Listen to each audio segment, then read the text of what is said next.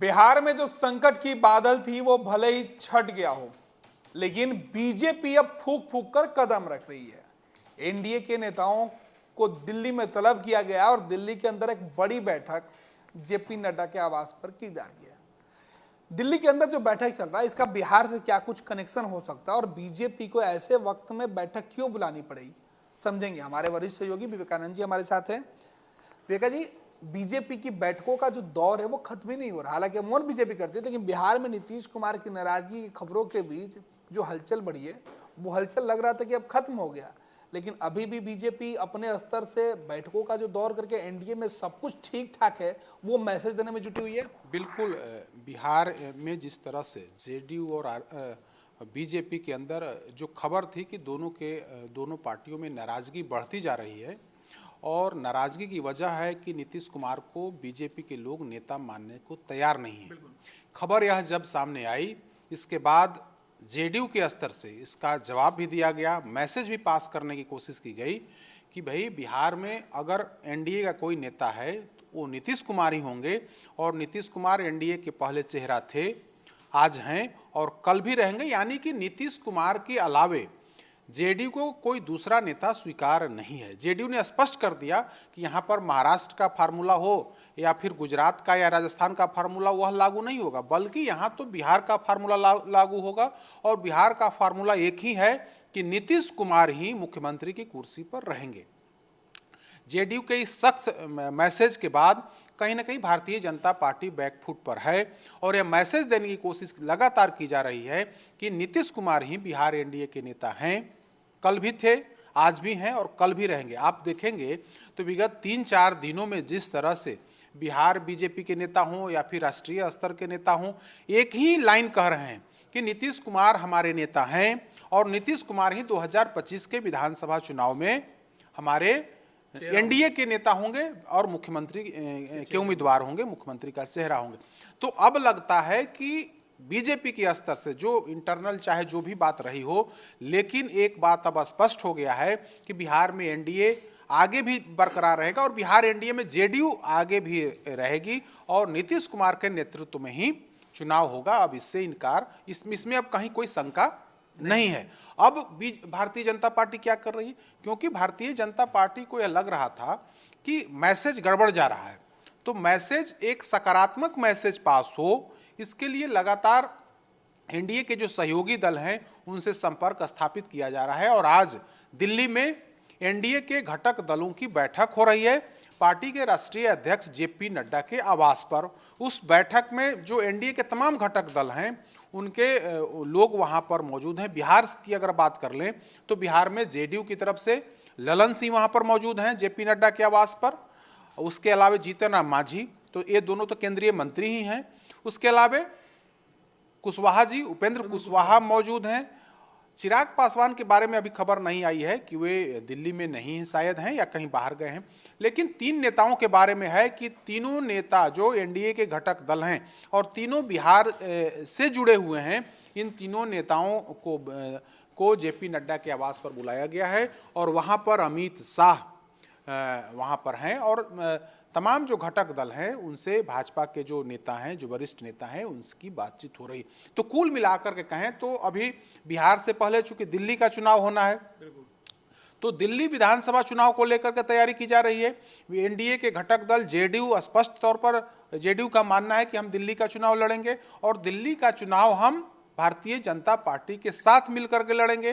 कल ललन सिंह और संजय झा ने बाकायदा प्रेस कॉन्फ्रेंस करके इसका ऐलान किया और कहा कि दिल्ली में हम लोग अरविंद केजरीवाल के खिलाफ आंदोलन चलाएंगे, बिगुल फूकेंगे और उन्होंने पूर्वांचल को लेकर के उन्होंने जो बातें कही हैं हम इसको पूरे दिल्ली में ले जाएंगे। लेकिन ऐसा नहीं है कि हम अलग होकर के, बल्कि हम भारतीय जनता पार्टी के साथ मिलकर के चुनाव लड़ेंगे, हम एनडीए में रह करके चुनाव लड़ेंगे।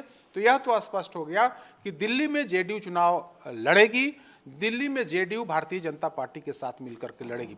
उसके बाद बिहार आता है। चूंकि बिहार का विधानसभा का चुनाव काफी महत्वपूर्ण है, लिहाजा जेडीयू हो या फिर भारतीय जनता पार्टी हो या फिर चिराग पासवान की पार्टी हो या फिर जो अन्य जो जीतन मांझी और कुशवाहा की पार्टी हो, इन 5 दलों का इकट्ठा गठबंधन है और इस गठबंधन में कैसे अधिक से अधिक सीटें हम लोगों को जीतना है, कैसे 2025 में 225 सीट का लक्ष्य जो है उसे फुलफिल करना है, इसको लेकर के रणनीति बनाई जा रही है। खबर यही है कि बीजेपी और जेडीयू, क्योंकि यही दो बड़े घटक दल हैं, तो इन दोनों के बीच बातचीत कई राउंड की हो भी चुकी है और आने वाले दिनों में सीट बंटवारे को लेकर के भी ये लोग आगे बढ़ेंगे। बिहार में जो चर्चा थी कि बिहार की सरकार नीतीश कुमार एक बार फिर से पाला बदल सकते हैं, इसमें कहीं कोई सच्चाई नहीं है। हम लोगों ने पहले भी अपने दर्शकों को इस बारे में जानकारी दी कि इसमें कहीं कोई सच्चाई नहीं है, बल्कि सच्चाई यही है कि बीजेपी और जेडीयू के अंदर बिहार विधानसभा चुनाव को लेकर एक खाका तैयार हो गया है और उसी में 2-4 सीट इधर हो या 2-4 सीट उधर हो, इसी पर सब कुछ होना है। इंटरनल इन लोगों की पूरी प्लानिंग है और आने वाला जो 1-2 महीना होगा उसमें सब कुछ क्लियर हो जाएगा। इंटरनल इन लोगों ने एक खाका तैयार किया है और बाकी के जो छोटे दल है उसके साथ बैठ करके लोग फाइनल कर लेंगे।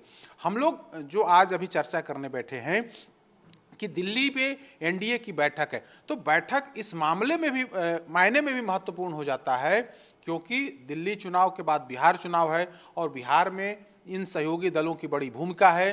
भारतीय जनता पार्टी चाह करके भी अकेले चुनाव या फिर माइनस नीतीश कुमार होकर के चुनाव लड़ नहीं सकती है, क्योंकि भाजपा नेतृत्व को लगता है कि नीतीश कुमार ही पिछड़े, अति पिछड़े और महिलाओं में सबसे ज़्यादा लोकप्रिय हैं। इस क्षेत्र में इन्होंने बेहतर काम किया है और हर चुनाव में इसका लाभ मिलते रहा है। 2015 का विधानसभा चुनाव भारतीय जनता पार्टी को हमेशा याद रहता है कि किस तरह से जब नीतीश कुमार आरजेडी के साथ मिलकर के चुनाव लड़े थे, तो बाकी भारतीय जनता पार्टी चिराग पासवान, उपेंद्र कुशवाहा, जीतन मांझी ये लोग इधर थे, तब भी इन लोगों की संख्या काफ़ी कम हो गई थी। 50+ सीट ये लोग जीते थे। तो स्थिति यही है कि बिना नीतीश कुमार को साथ लिए भारतीय जनता पार्टी बिहार का चुनावी बैतरणी पार नहीं कर सकती है।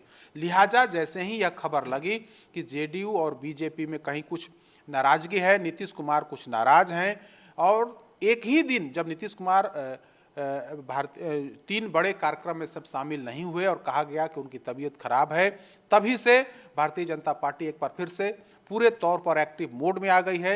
सहयोगी दलों से लगातार संपर्क स्थापित करने की कोशिश की जा रही है और भारतीय जनता पार्टी के तमाम नेताओं से यह बयान दिलवाया जा रहा है कि नीतीश कुमार ही बिहार एनडीए के चेहरा होंगे, नीतीश कुमार के नेतृत्व में ही हम लोग 2025 का चुनाव जो है वो लड़ेंगे। तो स्पष्ट है कि एनडीए में नीतीश कुमार रहेंगे, एनडीए के अंदर नीतीश कुमार ही चेहरा होंगे और नीतीश कुमार के नेतृत्व में ही भारतीय जनता पार्टी चुनाव लड़ेगी, इसमें कहीं कोई इनकार नहीं। अब सिर्फ और सिर्फ सीटों, हाँ बिल्कुल, सीटों के बंटवारे पर फाइनल इन लोगों को बातचीत कर लेना है, उसके बाद सब कुछ ऐलान हो जाएगा। जहां तक आरजेडी की बात है, तो आरजेडी के स्तर से जो अफवाहें फैलाई गई उसमें कहीं कोई दम जो है वो नहीं दिखता है। रेखा जी, एक आखिरी सवाल कि क्या बीजेपी चाहती कि नीतीश कुमार के जो कंफर्टेबल काम करने का जो तरीका है उसमें कोई व्यवधान उत्पन्न नहीं हो? देखिए, बिहार में गवर्नर का चेहरा बदलना जो फिलहाल जरूरत नहीं दिखाई पड़ रही थी, कहीं से कोई टकराहट नहीं थी। देखिए, स्पष्ट है कि भारतीय जनता पार्टी नीतीश कुमार के लिए तमाम रास्ता साफ करते जा रही है। नीतीश कुमार जैसे जैसे चाह रहे हैं, भारतीय जनता पार्टी उस हिसाब से काम कर रही है, क्योंकि बीजेपी को जरूरत है, दोनों को एक दूसरे की जरूरत है, लेकिन भारतीय जनता पार्टी को ज्यादा जरूरत है नीतीश कुमार की। बिना नीतीश कुमार के भारतीय जनता पार्टी बिहार में पूर्ण सफल नहीं हो सकती है और नीतीश कुमार भी जब तक किसी सहयोगी को नहीं लेंगे तब तक वे भी सफल नहीं हो सकते। लेकिन उनके लिए तो आरजेडी का रास्ता है ही, भारतीय जनता पार्टी के लिए कौन, सिर्फ और सिर्फ रास्ता नीतीश कुमार है। लिहाजा बीजेपी नहीं चाहती है कि नीतीश कुमार नाराज हों, लिहाजा नाराजगी के बीच जो भी मतलब जो भी बाधक हैं उन तमाम रास्तों को भारतीय जनता पार्टी का जो नेतृत्व है वो साफ करते जा रहा है। आप इसको राज्यपाल को भी इस कड़ी में जोड़ सकते हैं, लेकिन चूंकि वे संवैधानिक पद है उस पर बहुत ज़्यादा कुछ हम लोगों को नहीं कहना है। लेकिन नीतीश कुमार के रास्ते में जो भी बाधक बनेंगे, भाजपा का जो शीर्ष नेतृत्व है उन तमाम बाधाओं को दूर करने को तैयार बैठा है और दूर कर भी रहा है। देखा जी, अब तो नीतीश कुमार के लिए जेडीयू ही नहीं, बीजेपी के नेता भी डिमांड करने लगे हैं कि नीतीश कुमार की छवि जिस तरीके से उन्हें भारत रत्न दिया जाए। देखिए, भारत रत्न की डिमांड किसने किया है? गिरिराज गिरिराज सिंह ने किया है। ये वही गिरिराज सिंह हैं जो नीतीश कुमार पर लगातार हमले बोलते रहे हैं। आरोप एनडीए के अंदर, एनडीए में रहने के दौरान भी गिरिराज सिंह लगातार नीतीश कुमार की नीतियों का विरोध करते रहे हैं। अब वही गिरिराज सिंह डिमांड कर रहे हैं कि नीतीश कुमार को भारत रत्न दिया जाना चाहिए, क्योंकि इन्होंने समाज में, क्योंकि इन्होंने बिहार के विकास में इनका अमूल्य योगदान है, लिहाजा इन्हें भारत रत्न से सम्मानित किया जाना चाहिए। केंद्र में मंत्री भी हैं, कैबिनेट मंत्री हैं। वैसी स्थिति में यह कहा जा सकता है किस तरह से भारतीय जनता पार्टी पूरे तौर पर बैकफुट पर है। शीर्ष नेतृत्व की तरफ से स्पष्ट तौर पर कह दिया गया है कि नीतीश कुमार के खिलाफ आप एक शब्द भी प्रयोग नहीं कर सकते हैं। नीतीश कुमार के पक्ष में जितनी बातें बोलनी है आप बोलिए। उसी की एक कड़ी है कि गिरिराज सिंह मीडिया के सामने आकर यह कहते हैं कि नीतीश कुमार को भारत रत्न से सम्मानित किया जाना चाहिए, क्योंकि इन्होंने बिहार समाज के विकास में, समाज को सशक्त करने में इनका अमूल्य योगदान है, लिहाजा इन्हें सर्वोच्च सम्मान से सम्मानित किया जाना चाहिए। बहुत बहुत धन्यवाद विवेका जी। तो हमारे सहयोगी विवेकानंद जी बता रहे थे कि बीजेपी के अंदर बैठकों का मतलब क्या है। नीतीश कुमार के रास्ते में अगर कोई भी कील बनकर दिखाई पड़ रहा है, बीजेपी नीतीश की शिकायत करने से पहले ही उसे साफ करने में जुटी हुई है। यानी आने वाले चुनाव के ठीक पहले तक या चुनाव के बीच में नीतीश कुमार को लेकर कोई भी रिस्क भाजपा नहीं लेना चाहती है। यही वजह है कि नीतीश को हर संभव खुश करने में बीजेपी जुटी हुई है। और एनडीए की जो लगातार बैठक हो रही है वो कमोबेश यही है कि नीतीश और उनकी जो पार्टी जेडीयू है, इसे थोड़ा भी जो है वो उसके भरोसे पर कहीं से भी कोई सवाल नहीं उठे, उनके मन में कहीं कोई शंका और दुविधा ना उत्पन्न हो पाए। लिहाजा बीजेपी की मैराथन बैठक पटना से लेकर दिल्ली तक हो रही है। और आज की बैठक भी कमोबेश अंत में बिहार और दिल्ली के चुनाव पर जाकर ही टिकेगा, जहां दिल्ली के चुनाव में जेडीयू की डिमांड इस बार बीजेपी पूरी तरीके से मानेगी, क्योंकि ललन सिंह खुद कल दावा कर चुके हैं। जहां 27 वर्षों के सफर में 17,000 से भी अधिक छात्रों ने डॉक्टर एवं इंजीनियर बनकर भरे सफलता की ऊंची उड़ान, जहां साधारण छात्र भी झारखंड टॉपर्स बनकर बना रहे इतिहास। दूरदर्शी शिक्षाविद श्री विपिन सिंह के मार्गदर्शन में मेडिकल एवं इंजीनियरिंग के लाखों छात्रों के लिए आशा की किरण के रूप में गोल नेशंस लीडिंग इंस्टीट्यूट